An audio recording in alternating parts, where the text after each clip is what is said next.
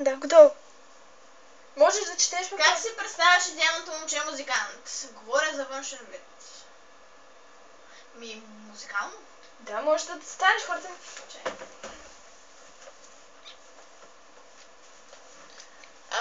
Трябва Байслава. Да, дълга коса. Не. Аз не обичам дългите коси. Аз ги обичам. Добре. Да има плочки, теракот, Ау! фаянс, Дограма. Дограма. Да, ламинат, да има също така. Да. Какво друго?